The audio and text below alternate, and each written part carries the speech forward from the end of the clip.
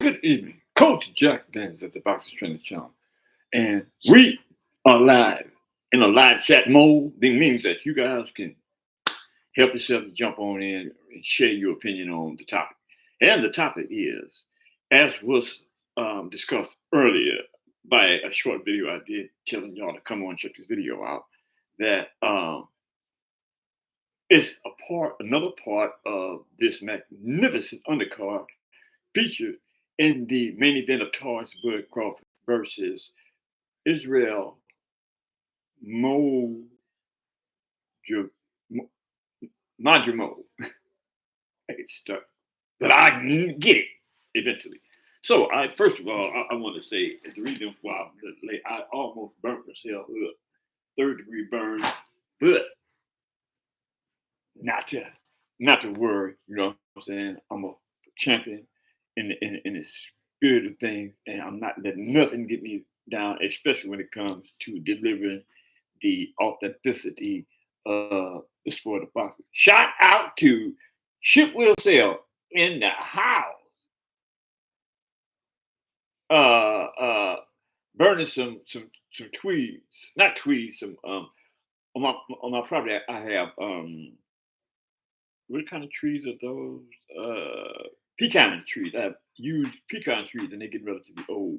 And when the storm came through, it knocked down like 3 or 4 of them, right? So I had to go out there and clean it up. So I got piles and piles of debris from the trees that are stacked up high. So I went out to ignite one and ended up getting a little ignited myself. Had to go to the hospital. Some third-degree burn. But again, I'm a champ, man.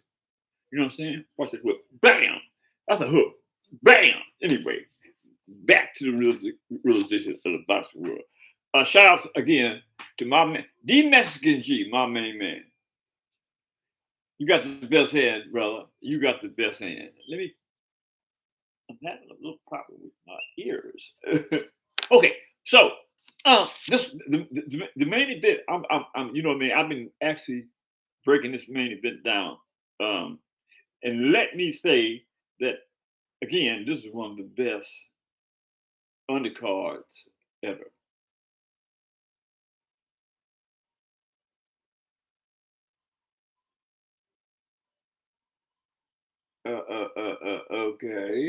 Okay, got you. Sure, myself. But let me do the presentation in regards to um, this particular undercard. I mean, it's a monster. That is the only way. Shout out to my main man, Gil Cole. Gil Cole. I'm doing the presentation on another a part of the main event of time. Excuse me, Thomas Bud Crawford versus Israel Madrimov. Nailed it. And that they too are fighting on that card with Thomas Bud Crawford. I mean, I'm gonna hit myself, right? The the fighters that I'm about to announce are on the card um, with Thomas Bud Crawford and Israel Madrimov. And I've been clamoring about this particular um, um, undercard because I mean the promoters just have been getting down like this with this type of motion, right? It's got like superstar boxer, superstar boxer after superstar boxer on this card. Now I've ran through I've ran through 3 of them thus far. Andy Ruiz, Andy the lightweight. I got where's Andy's last name? I should know that. Andy, wait a minute. The lightweight. Hold it, fellas. Hold it. Don't move.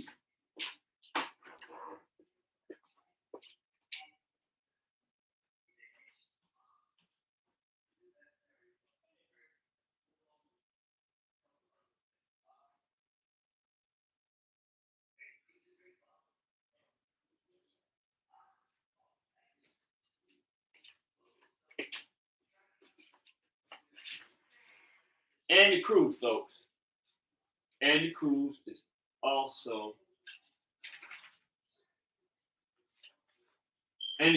also on that undercard, man. Right? And it's like boxers that we want to see after boxers that we really want to see. What's up? What's up, Luke? Shout out to Luke in the house, y'all.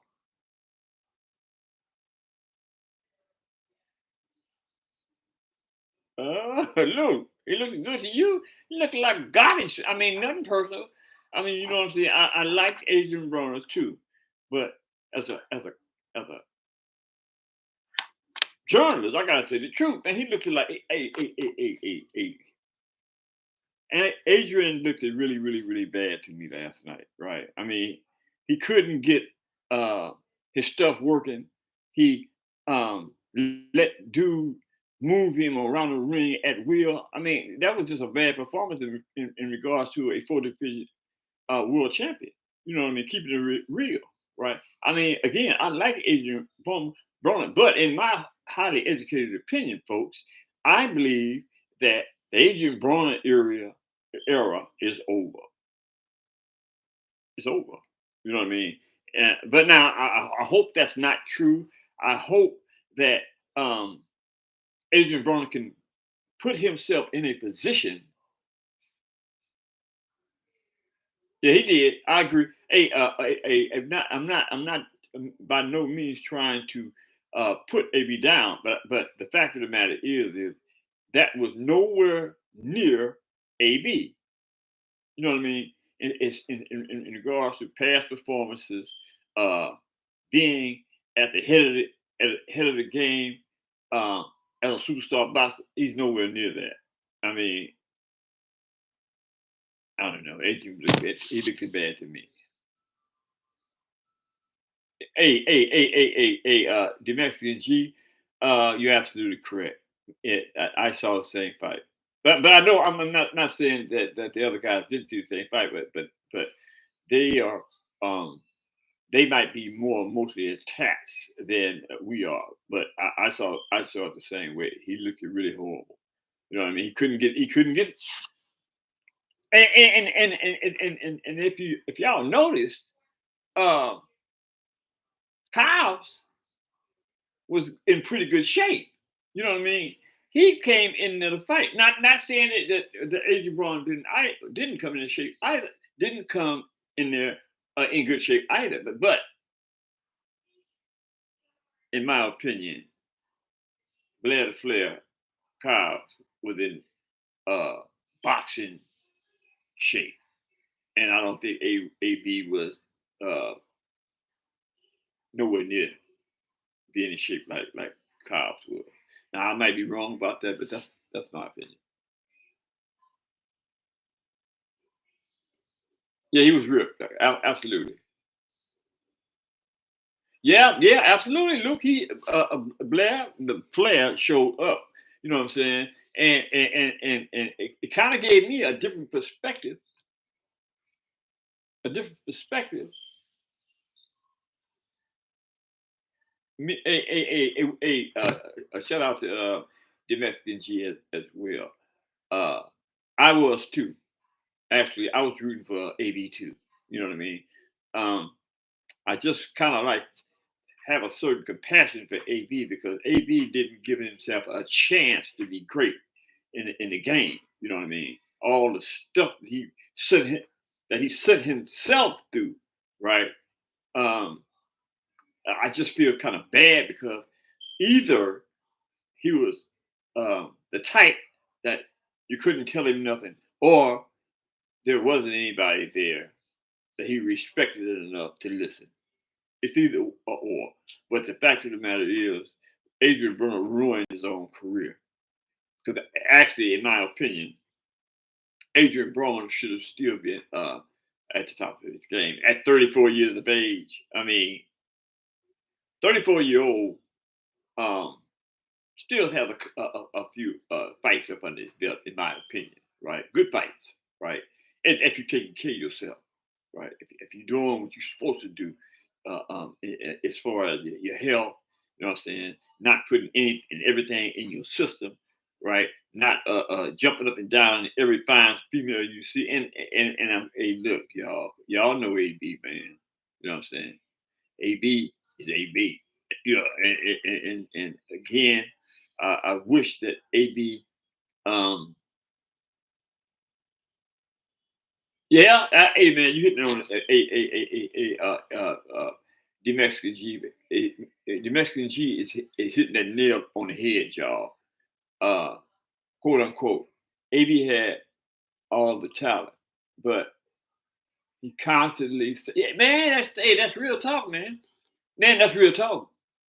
That's real talk, man. What I am as a result of something David Lamar said last night in the chat in regards to having an open line of communication so that the chat can call in and we can have a conversation. You know what I'm saying? Online, right? With the chat could hear, and we can have a debate, we can have a conversation, right? That is my next job to get that up and running. You know what I mean? Because a lot of stuff y'all say, man, I need to have a conversation with y'all because a lot of y'all really know boxing. You know what I mean? And the only way that I can deal like Gil Cole know boxing, right? David Lamar know boxing. Not saying that you cats don't know it, but I'm talking about that these types that I'm mentioning, the Mexican G are lovers of the sport, man. You know what I'm saying? They love it. We lovers of the sport, and we got something to say when it comes to boxing. That's a good thing, man. You know what I'm saying? As human beings, especially us as a people, man, we need to conjure up more energy toward having kind of positive conversation with one another. You know what I'm saying? Yeah, that's my opinion. But I ain't even got to the particulars. Y'all got me, you know what I'm saying, rippling and running with conversation, and it's a good thing. I love this, man. But David Morrell is 26 years of age. He's 6'1" with a 78.3-inch arm reach. David Morrell is a left-handed. He has 10 wins, man, 9 by knockout. You heard me? 0 losses, 0 stops, and no draw. Right. And let me add that David Morrell, like David Benavidez, is going up in weight because he can't get the fight that he really wants. Right. And that is either with Saul Canelo Alvarez or David Benavidez. Now, I am by no means saying that David Benavidez is ducking David Morrell, but at this juncture, I think David Benavidez is doing what he has to do in order to circumvent Saul Canelo Alvarez, right?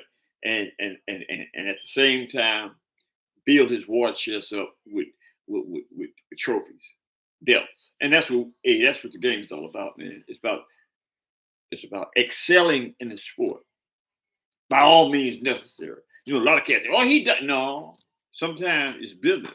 Sometimes, you know what I'm saying, you got to do what's in the best of you as an athlete.